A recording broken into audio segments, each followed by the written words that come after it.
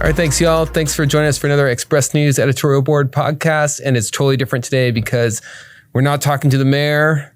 We're not talking to a senator or a candidate. We're talking to the mayor of football. So we got Coach Jeff Traylor, defend the 210 from UTSA. Carrie Clack, who played football, right? Back in the day. And Mark Medici, our publisher, who also played football for a little bit. Yeah. And I did not play football. Shocking. I know, that's crazy. Coach Traylor, thanks for being with us today. We're all sports fans, so we talk about UTSA football all the time. And before we get into all the stuff happening in college football right now, NIL, transfer portal, graduation rates, just there's the whole. I hate to even call it an industry, but it kind of is an industry at this point. The whole college football scene is shifting in big ways. Before we get there, you have brought UTSA football to unbelievable heights, to a place that I think a lot of fans didn't expect so soon. And Carrie's often made the observation that you are the most popular non-Spur sports figure in San Antonio. That we can rattle off all kinds of Spurs. First time we have a sports figure who's not a Spur, who's like a household name. So what's the secret to success? What happened over these last 3 or 4 seasons where we're seeing so much winning? There's a ton of community momentum. How do you build a great team? Well, thanks. It's awful kind of you to say to begin with, especially you, Carrie. Thank you for that. Mm-hmm. It's the winning, unfortunately, because that makes it sound like that's all there is. But nobody really likes a loser, and winning a lot helps, right? So because we came in here and we got such a great start so quickly, that always helps. And I do think the way you treat people matters. And but no longer in my business are you rewarded for being a good guy. You could be a bad guy. And if you won as much as we have won, people would tolerate you. I do think this city is a little unique. It's a cool city. They appreciate good people. And I'm not saying I'm a perfect person by any stretch of the imagination, but I do think the people of the city do sincerely get me. They get my heart. They know how much I love kids and people and how much we love it here. So the winning, and treating people correctly. I've hired a lot of great coaches that have really bought into the city, and they love the city as well. We've grown like crazy. Our administration is even though they get tired of me, I'm sure always wanting more and more and more and more, they have done their best to keep up with me. So we've just kind of all grown together, and championships help. And going back to back and doing that in the Alamo Dome, it's just been really a cool ride. Yeah. How do you keep that momentum going? Where do you see it going next year? It's a great question because it's the first time I've had to go without Frank at quarterback. Right. And that'll be different. But people always seem to think like when we got here, it was just me and Frank, like that when I got here. And it wasn't like that when I got here, right? There was some growing pains and learning. And there'll be some of that with our next quarterback. But we are in a better place program-wise than we were when Frank and I got here, So that's going to be the key, replacing him. We also lost Rashad Wisdom. Those 2 kids have both worn the 0 for me for 4 straight years. We vote for those numbers, and whoever gets the most votes, wears the 0. And when I got here, just so like everything else in college football, everything changed, right? That was the first year you could wear the 0 when I got here. And those kids the only kids have been in those 0. So replacing those 2 kids will be big, and we got to keep winning. I mean, let's not kid ourselves. We set the bar pretty high, and for example, we're on the way over here. Kyle was with me. In 4 years, we've lost 3 home games. That's crazy. In 4 years, we've lost 4 conference games.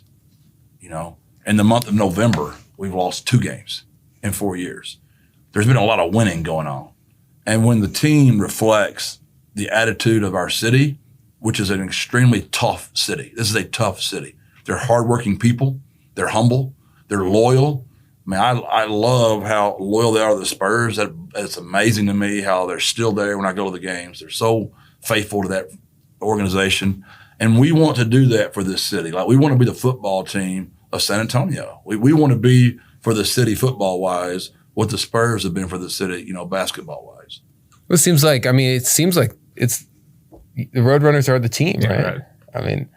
I moved all due respect to UIW and Trinity, who have had good seasons that coincide with UTSA. But 2022 was, again, going back to the Spurs. You have to compare that run. The closest thing would come to the McAllister Little League baseball team, which kind of brought the city together. But other than the Spurs championship years, 2012 was. 2022 is magical, but I want to go back to Frank Harris and the importance of his legacy to the school and to the city. And though he's not going to no longer play any more games, he's still connected to the football program. Just speak and how unique he is when it comes to a college football star who everyone knows isn't going to play professional. Yeah, I'm glad you mentioned UIW and Trinity because they have had unbelievable times as well. And we all work very good together and try to help each other out because we know they play great football. So I in no way meant to supersede their success. But to answer your question about Frank, I think him and I will always be linked together.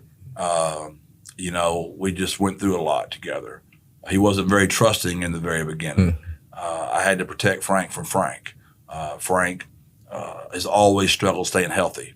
So, and he plays a way that's very fearless, and everybody celebrates how he tries to run over people and jump people and all those kind of things, but it's not a safe way for a quarterback to play. So there were times I held him out of games in that first year that in his gut, he thought I was trying to pull him. He didn't believe I was trying to protect him. Where you come all the way to the fourth year, where we had the terrible luck with the knee surgery. Then you get the bad injury against Texas State with a turf toe. Yeah. He could have played against Army and Tennessee, but I knew for our conference championship run, there's no way we'd make it him playing on a bad toe. So this time when I pulled him, he really believed me. Where 4 years ago when I'd pull him, he thought I was up to something. He didn't trust me. So we always talk about the trust is truth over time. I've just spoken to Frank in all honesty for so many years now. He really trusts me. So I would think that's the story behind the story. Everybody's going to remember all the miracle wins and all the unbelievable fun we had together. But even in his last game, when he got hurt against Tulane, it was on quarterback power read. It was fourth down. He goes in there, smokes the kid, broke his shoulder and finished the game 3 quarters, played hurt, and didn't get to play in the bowl game. But those are things like we dealt with for 4 years with Frank, and he's a special kid. He's, you hate to say this because so many coaches say it, but he really is like my own son. And I'm not taking anything away from his mom and dad because I know how wonderful they are. And his mom's tougher than all of us, so I don't want to make her mad, but I love him like my own son. He was, last year we honored him at the Sports Hall of Fame banquet. He was the Express News Athlete of the Year, and I sat with his mom and dad and Frank and his fiance at the table. Man, he's a quarterback because he's such a leader. And I just sitting there, he's just such a gracious kid, and his mom and dad are such good people. Do you see him going into coaching? Like some coaches will say, you're dealing with 100 kids. Very few of them will ever play in the NFL. So they all have to think about something to do after football. Do you see him being a coach? I know he's helping now on the NIL front with UTSA. What do you see for him? What do you think his future looks like? I really don't know. I think he'll have to figure that out a little bit. He's so talented at so many things. Yeah. We still talk about it, and I talk to him like I do my own children. Like, if you could do this, fill in the blank, for the rest of your life and never get paid, like, what is that for you? Like, for me, it was always coaching. Like, my very first class at Stephen F. Austin in 1986 was on coaching. Like, I never was the guy that was like undeclared, went 2 years, taking a bunch of basics, extending my college stay. I went in knowing I wanted to be a ball coach. And it was a blessing because I've always known that's what I wanted to do. Like when I'm little, you can read my papers, that's what I always wanted to do. I said, so for Frank, you got to figure that out. Like, what would you do the rest of your life if you didn't get paid. Like, what would you do? Yeah. And I think he's finding all that. And whatever that is, he'll be great at it. Yeah. You went from high school to college football. I don't think that's a normal route for coaches, right? It's normally like they're an assistant here, they're an assistant there. They make all this. So talk to us about making that jump, going from major high school football. And along with and the speed, because it was 2015. So we're in 2024. Yeah. And you've already rattled off, what UT has done under your tenure, but the time it took you to get to college football, and then becoming a head coach, just how fast it happened for you. Yeah. I had no intentions of doing this. I was very content. I raised 3 children at Gilmer. I'm from Gilmer. That's my hometown. That's where I graduated from. So my father and mother, were educators at the time during that time. I raised 3 kids. Jordan, Jake, and JC, were all there. I was coaching Little League baseball, upwards basketball. I was that dad. I was very intentional that I wanted to be that dad.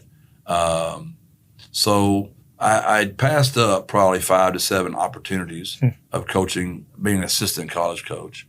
And honestly, after that last state championship at Gilmer, I felt it in my soul that I might be going somewhere, but I didn't know where, and I wasn't like searching for anything. I just kind of had this feeling.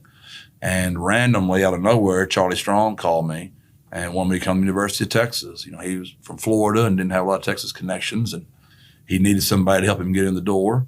And that's what I did for Charlie. And I learned a lot about recruiting. He was fantastic at that. Did you know him before then? Just from him recruiting my school. He always really liked how tough I was on kids and how much I loved kids. And Charlie and I aligned a lot. We were very similar, believe it or not. So that's the only reason. He would come for recruit my school, and I remember him filming my kids and like sending them back to his strength coach. And at the time, he was at Louisville. And he'd be like, we got to make our kids be more tough like these Gilmer kids are. So I knew he really respected how hard we were on kids, but how much we love kids at the same time. So that, obviously, we didn't win enough there, and I still feel bad about that to this day. And then I went to SMU with Chad and then Arkansas, and I really thought I'd messed up, to be honest with you, because I turned down Matt Rule at Baylor, who I had a ton of respect for.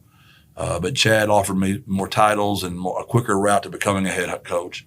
So Joey McGuire, went to Baylor, and who was a good friend of mine, who's now the head coach of Texas Tech, who's a high school coach as well. And I really thought I'd messed up. And it's an unbelievable story how I got hired here. But I'm always really grateful for Taylor, Amy, and Dr. Compos for giving me my chance. Tell the story. December 9th. Yeah, what's the story? I was in the Marriott in Houston, and I was interviewing for Lamar on a Saturday. And I'd wanted this job. And like 7 current head coaches that interviewed Dr. Compos and President Amy all asked me to be their offensive coordinator and be the associate head coach. And they all 7 basically said my name to Dr. Compos and President Amy, like, we got to have Jeff Traylor if I'm going to come. The search firm was the same search firm that had me with the SMU job. And they actually gave me the job at SMU for a night. And they changed their mind the next day, and they went with Sonny Dykes. And Sonny's had a great career. So, But the search firm that had SMU also had UTSA, and they'd already given President Amy, Dr. Compos, my name. But because we had not done very well at Arkansas, they kind of weren't real fired up about talking to me. But I just called a break with those 7 coaches speaking on my name, and the AD at Arkansas, Hunter Yurachek, and Dr. Compos were very close. He thought I did a super job as a position coach at Arkansas. SMU's AD, Rick Hart, and Dr. Compos are close. He thought I did a fantastic job at SMU when I was there. He reached out to her. Mike Perrin, who's my AD at the University of Texas, thought I did a really great job. He reached out to Dr. Compos. So some things just started lining up. Well, I'm supposed to interview on a Saturday at Lamar. So it's Friday night. I'm in the hotel. I'm preparing for my interview at Lamar. And the search firm from UTSA calls and says, hey, man, you're not going to believe this, but these 7 coaches that are interviewing for this job have all mentioned your name. And President Amy and Dr. Compos want to know what the fuss is about this Jeff Traylor guy. Are you free tomorrow? I said, you won't believe this. I just moved my interview from Lamar from Saturday to Sunday. I'm actually free. I said, I'll fly in the morning. So it's about 10 o'clock at night. I have no clothes prepared for UTSA. I've got all red for Lamar. And I'm in Marriott. I walk downtown, or I either get a taxi. I don't know how I got down there. I had a rent car. I'm sorry. I had a rent car. I go downtown. I think I go to TJ Maxx. It's the only thing open, 10:15 at night. There were 2 African-American ladies in there, older, and they were in there shopping. And I'm like, look, baby, look, I don't have a clue how to match anything. My wife Carrie's in Fayetteville right now, but I got to get this blue suit. I got to get something orange and blue to match and some socks. Can you help me here? And man, we picked out socks and ties, and I spent $2 on my socks and $7 on my tie. And at TJ Maxx. At TJ Maxx. And I got the interview prepared all night. I stayed up all night. I literally watched the Alamo. I was trying to come up with a motto. And I had draw the line. I had draw the line. And they loved it. President Amy, Dr. Compost loved it. You know, there's a scene in the movie where, he draws the line. You just cross. Or one guy didn't. He's the one who told the story, supposedly, right? But some people got upset. Once I got the job, some people got upset that draw the line was too exclusive or something, so that had to go away. So the triangle toughness appeared in place of draw the line. And I literally was up all night. I didn't sleep the whole interview. And I knew I had crushed the interview. I really knew I had done well. And at the end, President Amy wants to FaceTime Carrie and just see what she's doing. Of course, Dr. Compost is a female, and she's like, we don't need to FaceTime. We can just call her. And I'm like, she'll be good. He's like, what do you think she did all night? I said, she's so confident in my ability to interview. I'm sure she loved the hill country. And it's been your wife. Texas. Yes, sir. I'm sorry. So she loved the hill country. So she really wanted to get back to San Antonio. I said, knowing her, she's been on Zillow all night picking out a house. And he's like, really? I'm like, probably knowing her. So I don't know actually if he FaceTimed or just called her. I really don't remember the facts on that. But she answered. No, it was just a call. It was a speakerphone. And I remember Dr. Compost immediately like, Carrie, you're on speakerphone with the president and the AD. She was just trying to, help a lady out because men don't think like that, right? And President Amy said, well, Carrie, what'd you do all night? And she's like, I was on Zillow picking out houses in San Antonio. He's like, you're that confident I'm going to hire your husband? She's like, he's pretty good at interviews. I think he'll do okay. But he didn't say anything back to her. Mm-hmm. And so the interview's over. We leave, and of course, Carrie's texting me. She's like, call me as soon as you're done. So I call her, and she's like, he's either the biggest jerk in the world or you got this job. They didn't tell me. They said they're going to call me tomorrow night at 6 o'clock, and they'll let me know. So I interviewed the next day at Lamar, and I get that job as well. But I told them, I'm like, look, UTSA is going to let me know at 6. This is a Sunday night. I said, if I get that job, I'm going to take that one. And if I don't, I'll come to Lamar. But I'm going to take that one if I get it. And they were kind enough to hold on and wait for me. And right at 6, Dr. Compost called me. I hate to fly, so I drove for 9 hours from Houston to Fayetteville. And I'll never forget, a song was on. I'm just such a goofball. I guess it was just on repeat. It was Lauren Daigle, Rescue Me was the name of the song. And I listened to the same song for 9 straight hours. Now, I will admit, I was hiring a staff for Lamar, so I'm on the phone for probably 3 hours. Yeah. I'm hiring a staff for UTSA because they're different. There's different pay, and you can get different kind of coaches and different level of people. So I'm probably on the phone 6 out of 9 hours. So it's not like I listened to the same song for 9 straight hours. But to this day, when I hear Lauren Daigle, I was definitely rescued and got a dream job for me. It's a great story. That's a great story. That's incredible. All right, listen, let's transition to a few things today. So you have a reputation for being a prolific recruiter. That's pretty much, I think, one of your calling cards to success as an assistant was, I can't remember what conference you were named Recruiter of the Year, but you were named Big 12, right? Yes, sir. So we're all in favor of these kids getting paid, but how is NIL changing your recruiting pitch? How's it for someone who loved the recruiting game when money wasn't involved? How is the money now changing the way you have to recruit these kids? Yeah, it's different for sure. Relationships don't matter as much until the money gets kind of equal. It's not going to matter. I mean, most people just go where the most money is. It's not like kids are any different. than adults. Very few. Has it happened that quickly? Is that? Oh, yeah, there's no doubt. My value has been minimized in that sense. Where my value has been increased is the second time. Like when they go chase the money and they're not happy when they get there. It's a lot colder up north than they thought it was. Yeah. Whatever it is, the coach treats them like a piece of meat, doesn't love them. And I've really, like we all talk about, we lost 2 great starters this year. Mm-hmm. And we lost 1 great starter year before last. Mm-hmm. Yeah, we lost 3 kids, and I hate that. I hate it. I love those kids. But we picked up 8 really good players the year before last. We picked up 7 more this year. They were all transfer portal guys. Mm-hmm. So that's 15 guys we picked up, and we lost 3. We're going to come out on the better. Handling your team. Like my recruiting score this year, because the way they do it is so insane. We only signed 22 kids. Yeah. Because we don't lose many kids. Our kids stay. Mm-hmm. Right? So we average the highest recruit star. Our kids are high quality kids. But let's just say for simple math, we signed 22 3-stars.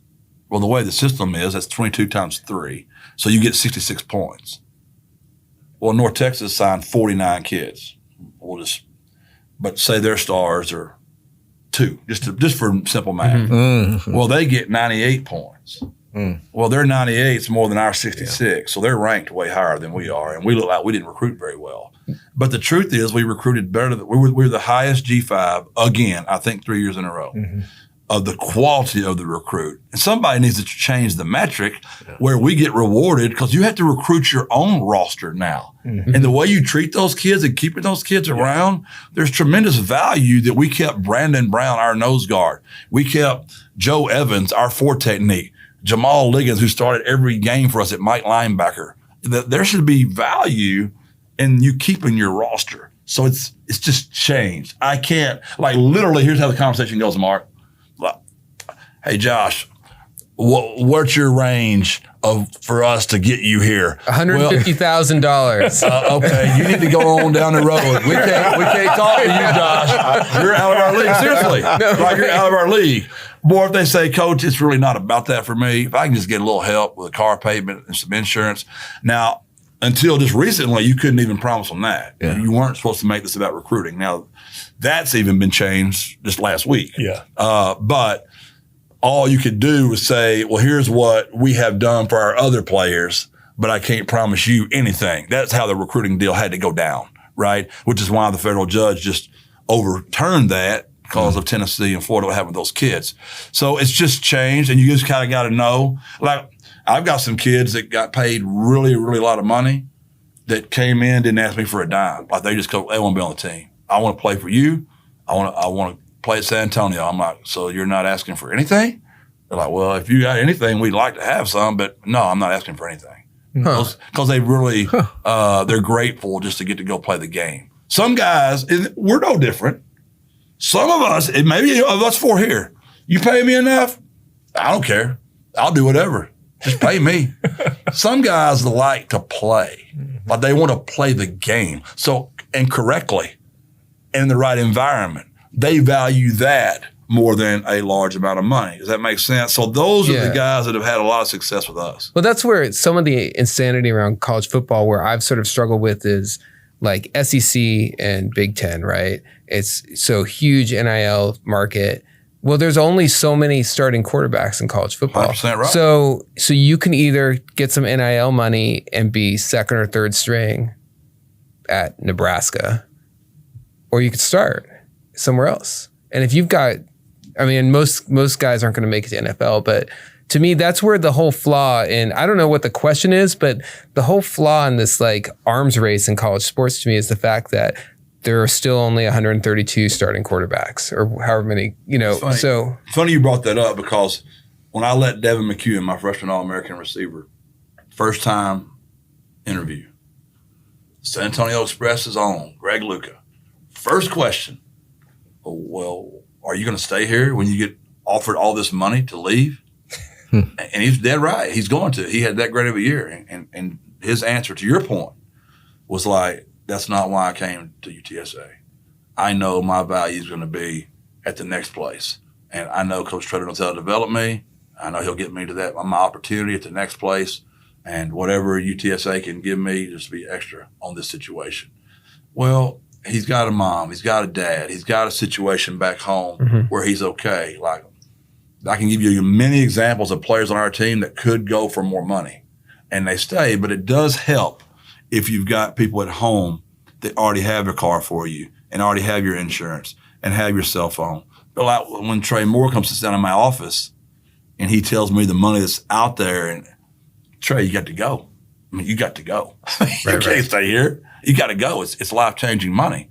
Bet on yourself. Go. So it's not even that I have any ill will towards them at all. I just know it's the new way the game's played, and we just got to go replacing the best we can. So is the portal transfer, is that good or bad? Is it? I mean, I can give you examples of bad and good. I mean, what do you? I can give you examples of both. Like, it's not like we have lost a lot of players here from UTSA that weren't playing for us. That's a healthy conversation. I don't blame them. Mm-hmm. They came here, they sat on the bench 3 years, and they want to play. Yeah. I don't blame them. That's where I can give you a lot of good examples. I can give you some bad examples, though, of players that went for the money and didn't play. They didn't get to play. Those are the bad examples. So you can make a case for both. Right. I don't, it's interesting. I do believe that these kids should be able to move, and I do believe that they should get paid. But I struggle now with the ruling last week out of Tennessee that they can move so quickly and play so quickly. Do you see a challenge to that in terms of there has to be in all of the professional sports leagues, it is regulated. There's either salary caps or there's free agency. It seems like college football went from being archaic to being no rules barred and no holds barred. I mean, how do you balance out where the sweet spot for transfer portals, for NIL? Where's the sweet spot? I don't think there's going to be one. Just listening to the head of the NCAA, I mean, I read his exact quote was, I don't feel sorry for anybody that's a coach that can leave at any time and they're trying to hold the players up. So I don't think there's going to be that sweet spot. I think players are going to have the ability to leave anytime they want to, as many times they want to, forever. Now, if you made me in charge for a day, because I still care about them getting a degree. That's what's not being discussed in this. Yeah. We all have gone to college. When you keep transferring schools, you don't get to take all your credits with you. So they all want to play in the National Football League. The percentages are only like 2.5% of them do, and they only play for like 3 years. Yeah. But nobody wants to hear that either, because that hurts, right? To know that you're not going to play for 15 years to be in the Hall of Fame, because all of us have done it. We all watch the Hall of Fame. We see them put on a gold jacket. We see them crying, and that's going to be us one day. Like, I'm going to work harder, and that's going to be me. And then we're all sitting here having this podcast, and we didn't all quite make it, right? Think it's going to happen. Right, Kerry, I'm with you. We all do, right? So the part that's not getting discussed enough is what about the degrees? I do want to see the graduation rates of all these kids that are transferring so much. And now that we've been doing this enough, I think that will come back up. If it were me for a day, I would say, you know what? With this COVID thing, we've all proven kids can play more than 4 years. Give them all 5. Everybody gets 5. No more red shirt. You get 5. But if you leave, you sit out 1 year. You can leave, but you got to sit out 1 year. What is that really going to hurt? What is that going to hurt? Mm-hmm. If you graduate in 3, you can leave 2 and not even lose one of your years. Let's put some type of incentive to get your degree. So say you go 3 and you graduate in 3. Then you transfer and get to play 2 more somewhere else if you want to. I just wish there was something, because what is going on that's not being discussed enough is the tampering. It's when they just come. Is it happening? All the time. Yeah. All the time. And I don't. Is it happening? You're a UW fan. I'm an Arizona. Okay. It's definitely happening. You guys stole so many of our players. Okay, let's keep going. Yeah, they all went to Alabama. They had to. Let's think about it. When they leave that late, where else can they? And now guess what's going to happen? And I'm not accusing those guys. Yeah. There was nowhere else to go because the portal was already closed. It's closed, yeah. They get the 30-day window of coaching change. So April 15th to May 1st, it opens again. You don't think some people are going to come that didn't get their roster quite right? And yeah, that's happening every single day, all the time. And that's the part of this I think would change if they had to just sit out just for a year. But still get all 5 years. You still get to play your 4. If you want to leave that bad, or if your coach leaves. If your coach leaves, you should be able to go. I get it. That's why you went there. I would not have no restrictions. I would just have some restrictions. It would be me if I was king for a day. You talked about how from your first class in college, I mean, you knew what you wanted to do, what you wanted to be. Where did that come from? Why did you want to do this? Yeah, my mom and dad were educators. My dad was music, believe it or not, a band director, principal, led the choir. My mom was a double music major as well. She played the piano at church, choir teacher as well, loved music. She taught elementary school most of her career. So I always wanted to be an educator for sure. And when I came through Gilmer, we just were the most talented team, but we never won, really. We were a mess. And I noticed other schools that were very well coached. And you can look at my 10-year high school, your senior book, where it says, where will you be in 10 years? And it literally says in my terrible handwriting, I will be the head coach of Gilmer High School. I really wanted to come back and give the kids of Gilmer what I didn't think we got. And in May 1st of 2000, they hired me on a 4-3 vote, a probationary contract, which means I was an at-will employee. And I don't blame them. The 3 guys that voted against me, I was kind of a knucklehead when I was in high school, and they probably didn't want me leading their kids. And it wasn't 10 years later, but it was 12 years later. I was 30 when I got that job, or 31, somewhere right around that time in my life. And we were not good. We were bad. We won 6 games our first year, and they thought I was the mayor, and then we won 8, and it was the first district championship in like 20 years. And then we won 10, then we won 13, and then in 2004, first state championship in the history of the school. And then the next 10 years, we either played for it or won it every single year. It was an incredible run. Jeff, how incredible is it to be a successful high school football coach in Texas? Like, what? You see all the, I mean, like, we grew up in the generation of all of these television shows, like depicting the life of a Texas high school football coach. I played high school football. I love high school football. What was that like to be at your alma mater, like, just crushing it? Yeah. I say it all the time to my buddies. Other than the money and my ego, the greatest job I ever had in my life was Gilmer, Texas. There's no doubt about it. You're changing, you're transforming lives. These kids, when I get them, awesome. You're helping. You are helping. There's no doubt there's still a huge role for us in these college students' lives, but it's not the same as when I inherit Chris Boyd in pre-K, and my mama teaches him in pre-K, and she whipped his tail. And then my wife is his elementary principal, K through 4, and she whipped his tail. And then I got him in 5th grade in pre-athletics. And now I'm starting to smoke him. And then I coach him in junior high. Then I coach him in high school. Then he goes to the University of Texas and graduates, plays for the Minnesota Vikings for 5 years. And I was playing for the Texans for 6.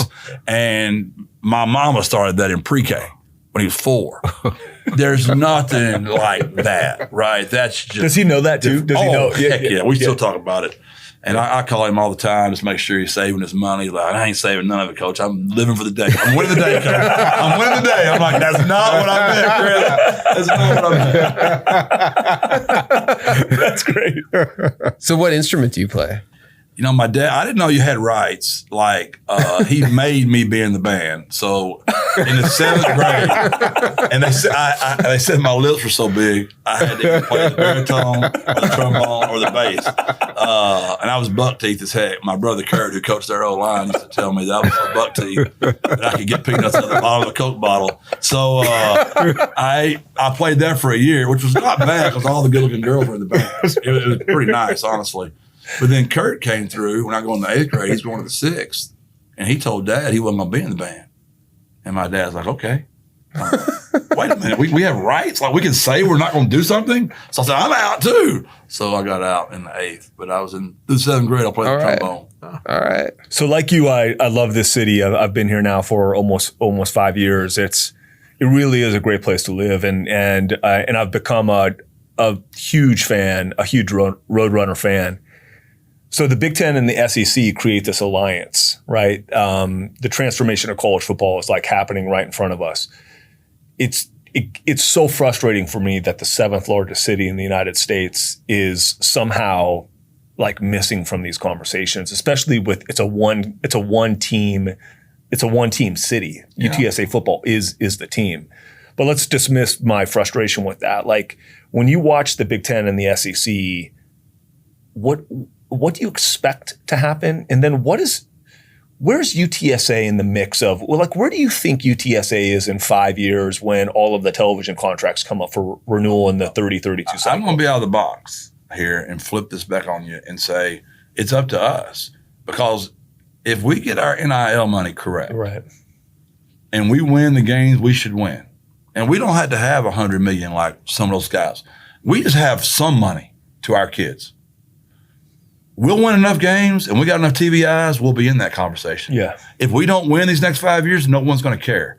But if we get on national TV like we have been doing and keep beating people that are really good, that have been playing football for 100 years, they're going to want our TV eyes. Yeah. So we're not out of the woods unless we don't get in the NIL game. If I could just get one major company, like FedEx crushes it for Memphis. You can't compete against them recruiting. And I'm going to have to play Memphis in the Alamo Dome, hopefully to go to a conference championship game. And they've got a whole different budget to recruit their roster with than we do right now. If we don't fix that, we're going to get left out. But if we can get that fixed, we're going to be in there with them, because it now is literally who wants it the most. And I don't know if we don't get the large business to do it, or we don't get the large booster to do it, then we had to play the numbers game. We are the 7th largest city in the country. We got a bunch of thousandaires. Yeah. If a thousandaires will give 100 and a millionaire will give 1,000, we can just do the compound interest on that. And there's so many people, we'd be fine. So 210inspired.org. I was at the basketball game the other day, watching the Spurs, and a man came up, introduced himself, and said, "Coach, really, what can I do?" I said, "Man, you can go to 210inspired.org, 210 City Fans, and you can help me." He's like, "How?" I'm like, "Just get on your phone, 210inspired.org. He literally went on 210inspired.org, put $10,000. He said, "Who do you want me to give it to?" I'm like, "I can't tell you that." I said, "Just put on their football, and Martin, Salinas, and April and Sarah will figure out who gets the money."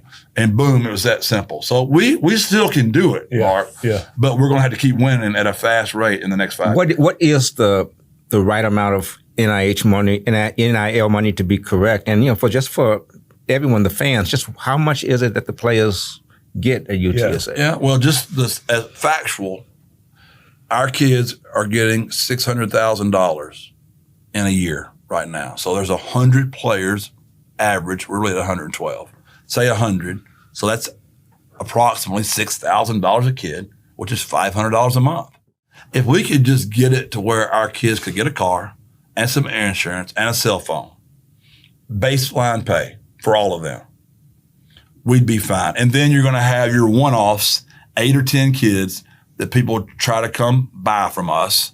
And then maybe those special kids, 6 or 8 boosters step up and go, "Here's $50,000 to keep this one kid." Most of our kids will stay for that and not go take 200 or 300 at another place. They'll stay and play for 50 in a heartbeat because they love the city so much. And we've got a lot of guys on our team.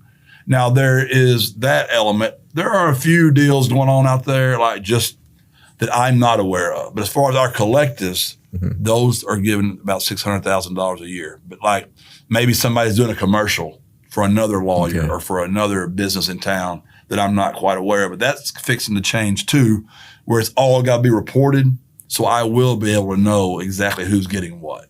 Does that change your job though? Do you have to manage the money in the locker room in the sense that, Carrie's making $75,000 and I'm making $6,000 and we're on the team together? We've got non-disclosures in there, so the kids can't discuss it. They're not supposed to, but they probably do. Yeah. And I just give them the truth. I don't have enough right now for everybody to get what they all need. We're still just trying to make it, man. And I'm not really supposed to be over this at all, right? It's supposed to be outside of me. Now it's fixing to be where we are more involved in it. It's just evolving all the time. And I just think we were so unique. The city's so wonderful. They really do love playing for us. We have a really unique, if we could just get it doubled, we'll be fine. Now, let's go to Mark's point. Let's say we do win all those games and we do get to the big boys. I think by then there will be some profit sharing. There'll be some TV money, revenue down. I do think the schools will end up getting more control of this again and paying the players from the top down because your boosters are getting exhausted of having to build a practice facility, build the race facility, give scholarship money, pay for NIL. That's exhausting for our boosters. How much does the city help? And I during the football season, on Twitter at times, I like to, as Josh say, pick fights. And some guy from Kansas State was saying something about UTSA football. And I said, if I was buying a stock, I'd buy UTSA football stock over Kansas State football stock 10 days out of 10 days. And I had like 15,000 K-State fans tweet at me. And my whole feeling behind that is because this is the other Wildcat. Yeah. It's because San Antonio is this city is really beginning to grow. I think President Amy is doing an unbelievable job at UTSA, and I think you are doing an incredible job at UTSA. So I do see that this thing could become really, really special because of all three of those things put together. The city means a lot to that element, doesn't it?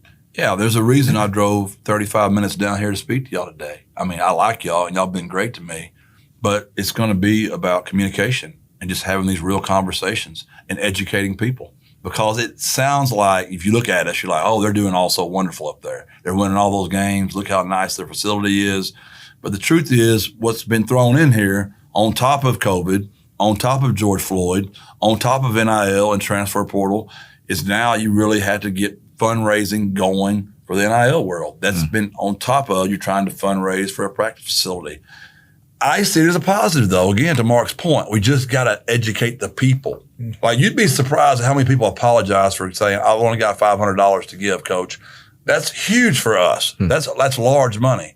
If you just think about it, if just 1,000 people give $100, that's a bunch of zeros there. Yeah, 1,000 times 1,000 is a whole lot of zeros. So the multiplicity and the compound interest of all of us.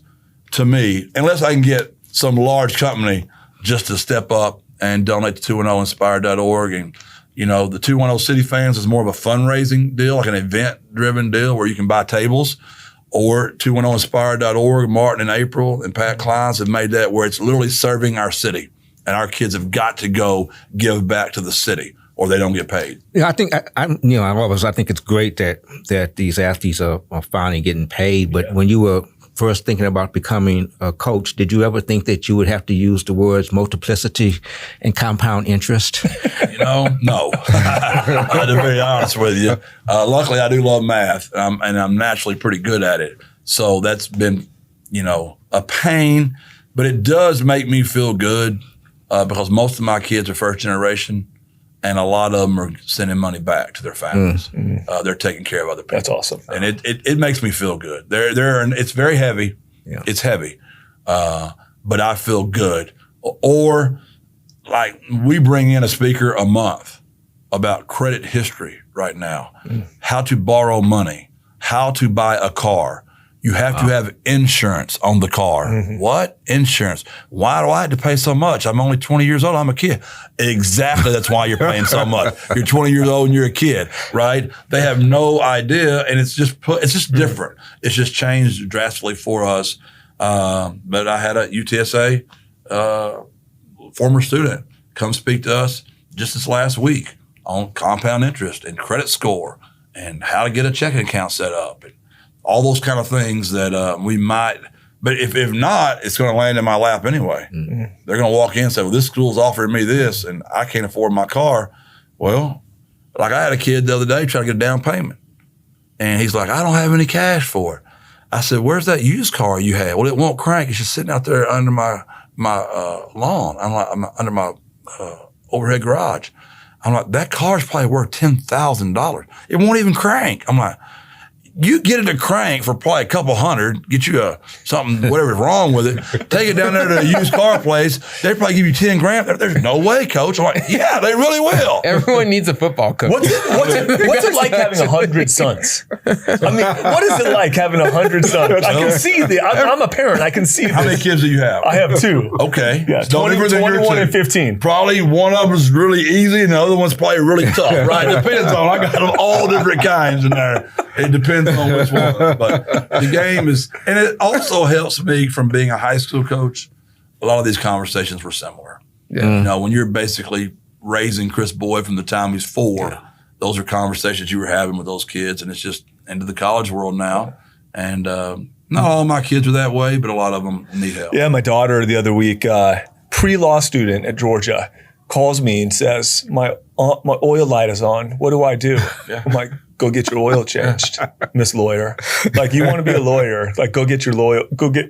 Mine don't go there. Mine still are guilting me that I didn't teach them that before they left the house. That's like somehow my fault. I'm like, really? I had to tell you when the light came on and said, check your oil? To check your oil? I didn't even know how to change a flat when I left the house, Dad.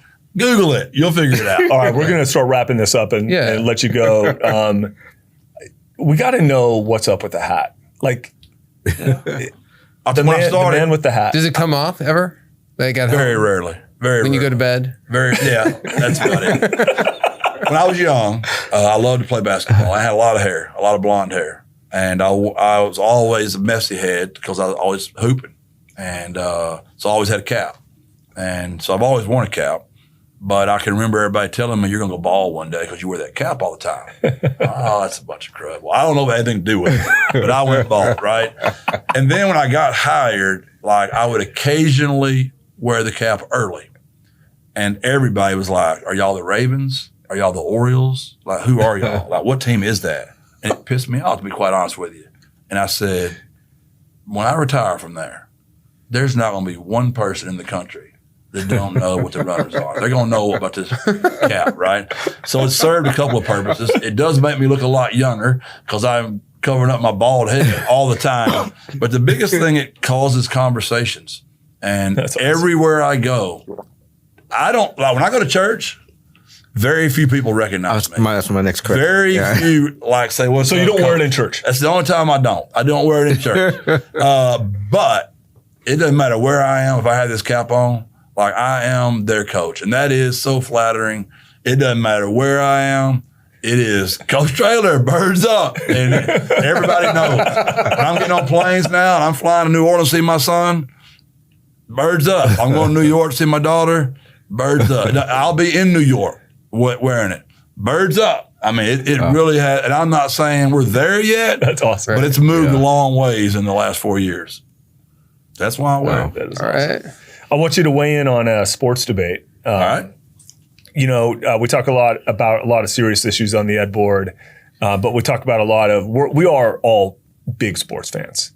Are you LeBron or Jordan? We already heard. He told us the name of his son. But it's important. I'm just going to Kareem here. Oh my God. Firmly Kareem, for sure. Be great if I you- don't know why you even leave him out of the debate. It would have been great if you had Kareem named belongs Jordan in the debate. Kareem. Anyway, It's really not even debatable because when Mike played, they actually played defense, and you had to be a tough guy, right?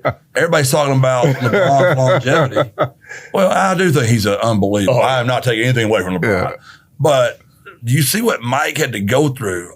It was unbelievable what the Pistons did to him and the Celtics did to him. the Knicks. That was the Knicks. That was just crazy. Rules. It's a fun debate. Like, we do this every year at fall camp. It's one of our things we do. We're just getting sick of each other. And we rank 1 through 10. Now, my guys are pretty educated. Kareem has always made the top 5. Kobe's usually 3rd. LeBron's usually 2nd. Interesting. But even with this generation, now it probably helps that the head coach is beating Michael Jordan drum all the time. True story, to his point, my oldest son's name is Jordan Michael. So that lets you know how much endearing I was to MJ. And but it's a great debate. And I can't wait to the debate when we're talking about Wemby being there. That's pretty special. He'll be up there. He's amazing. We're good. I mean, I don't have any other. I've got a lot of other questions, but we're out of time. So enjoyed it. Thank y'all very Thank you, much. Coach. Hey, thanks for all your success. You're amazing. You're Yeah. amazing. Yeah. It's Birds been up. fun. Appreciate y'all. God bless. Birds up. Yeah.